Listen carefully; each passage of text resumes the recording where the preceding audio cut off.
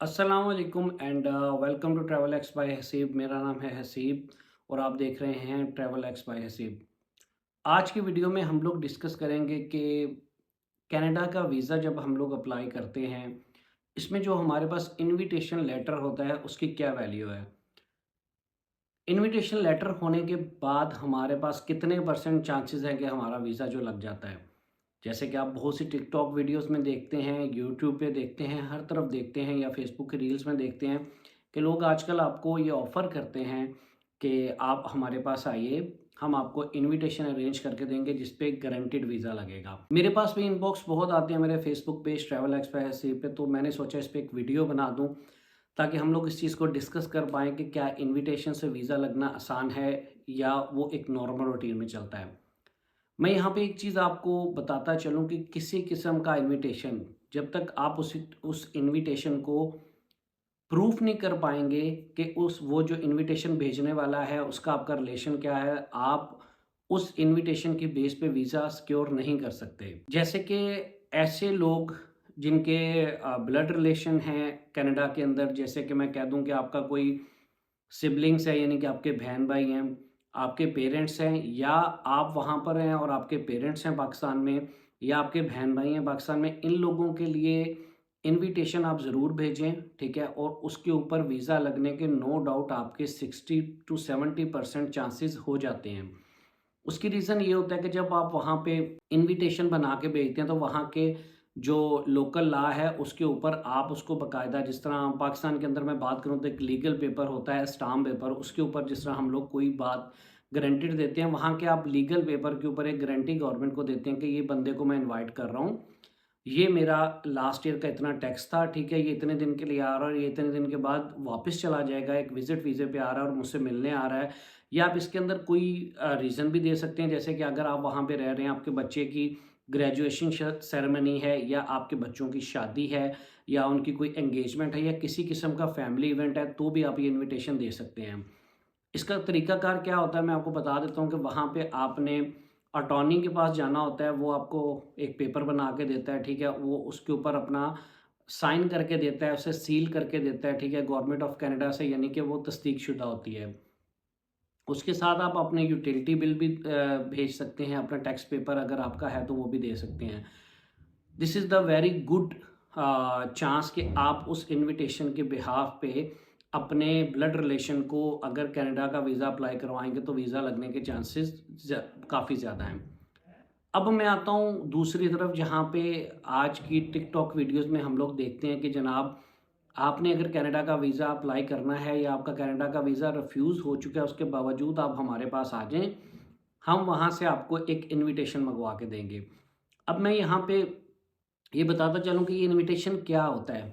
इसमें कुछ तो जो फेक एजेंट्स हैं वो लोग उसे पीडीएफ में खुद ही एक बना देते हैं, आपको किसी किस्म का भी कोई इनविटेशन बना के कहते हैं जी ये इनविटेशन हमने मँगवा लिया है, इसके चार्जेज़ आपको देना पड़ेंगे। वो $100 है, $200 है कनेडियन, कुछ भी वो आपसे ले सकते हैं, ठीक है जी।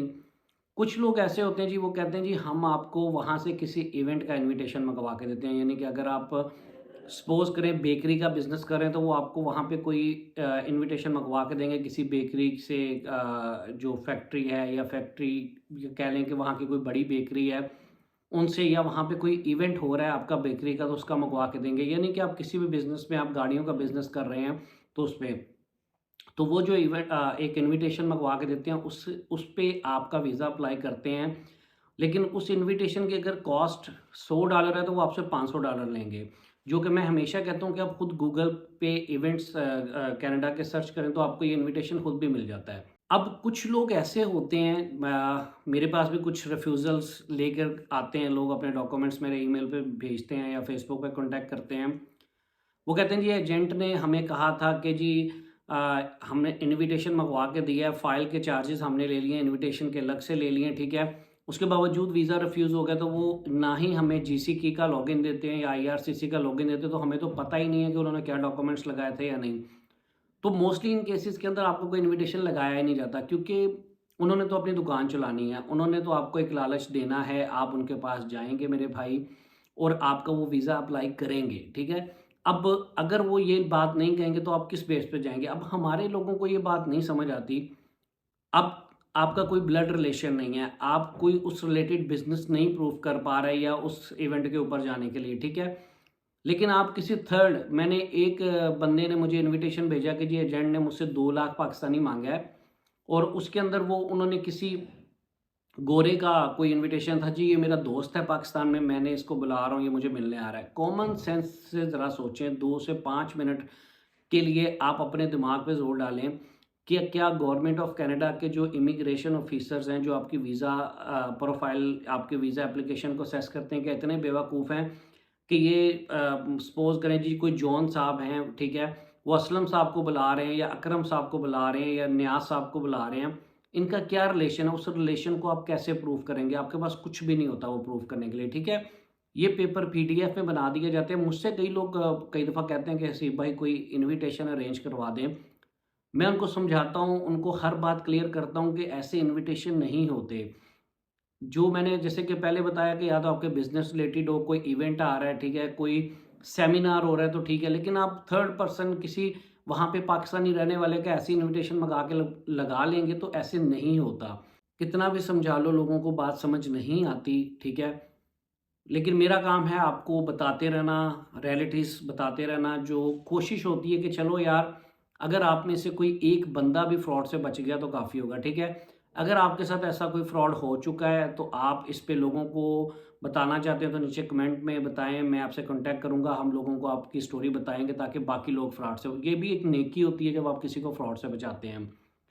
और एक मैं बहुत जल्द वीडियो अपलोड करूँगा, मैंने अपने फेसबुक पेज पे एक पोस्ट भी की है कि आजकल यूरोप के वर्क परमिट्स के ऊपर बहुत ज़्यादा कहानियाँ आ रही हैं जी, वर्क परमिट बड़े आसान हैं और उसमें बहुत ज़्यादा लोगों को लूटा भी जा रहा है। इस पे भी हम लोग पर्दा उठाएँगे, बात करेंगे, ठीक है? मैं फिर कह रहा हूँ कनाडा का वीज़ा आप ज़रूर अप्लाई करें, चांसेस अच्छे हैं, अभी फिर से रेशियो लास्ट दिसंबर से अच्छी हो गई है। लेकिन फिर कहने का मकसद ये है कि यार ऐसे मत करें कि आपकी कुछ प्रोफाइल नहीं है, आप ये इन्विटेशनों के चक्कर में पड़ गए हैं, आप बैंक स्टेटमेंट में एकदम से पैसे फेंक के अपना वीज़ा अप्लाई करें तो ऐसे वीज़ा नहीं मिलेगा। उम्मीद है ये वीडियो कुछ आपको फ़ायदा होगा, उन दोस्तों के साथ भी शेयर कीजिएगा जो इन्विटेशंस के चक्कर में पड़े हुए हैं, ठीक है? अपना बहुत सा ख्याल रखिएगा, चैनल को सब्सक्राइब कर दें, अगर वीडियो पसंद आए तो लाइक का बटन दबा दें और कोई सवाल हो तो नीचे कमेंट में पूछ सकते हैं। अल्लाह हाफ़िज़।